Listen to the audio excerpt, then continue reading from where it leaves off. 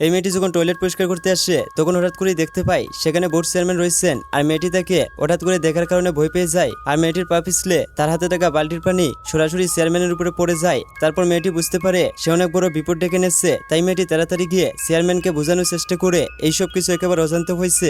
কিন্তু লোকটা যখন মেয়েটির কণ্ঠ শুনতে পান তখন একেবারে হতবাক হয়ে যান আর তিনি একটুকু রাগ না করে মেয়েটির শরীর ঠিক আছে কিনা তা নিয়ে চিন্তিত হয়ে যান। আসলে কিছুদিন আগে লোকটা লিফটের সামনে দাঁড়িয়েছিল আর হঠাৎ করে তার হার্ট অ্যাটাক চলে আসে আর লোকটা অনেক কষ্ট করে তার পকেট থেকে ওষুধ বের করেন, কিন্তু খাওয়ার আগেই তা মাটিতে পড়ে যায়। আর এই দৃশ্য দূর থেকে মেয়েটি দেখতে পায়, তাই সে তাড়াতাড়ি করে লোকটাকে বাঁচানোর জন্য চলে আসে। তারপর নিচে পড়ে থাকা ওষুধ থেকে একটি তুলে লোকটার মুখে দেয় আর তারপর মেয়েটি সেখান থেকে চলে যায়। কিন্তু যাওয়ার আগে মেয়েটি অ্যাম্বুলেন্স কল করে গিয়েছিল।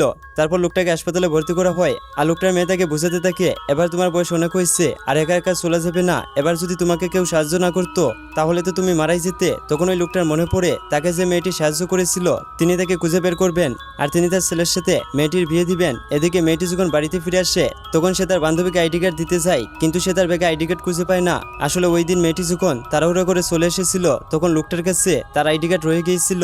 আসলে মেয়েটি তার বান্ধবীর পরিবর্তে সেখানে একদিনের জন্য কাজ করতে গিয়েছিল।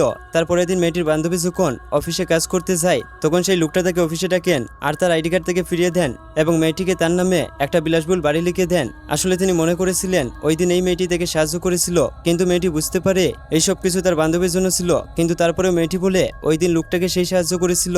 এবার তো ভিডিওতে লাইক করো।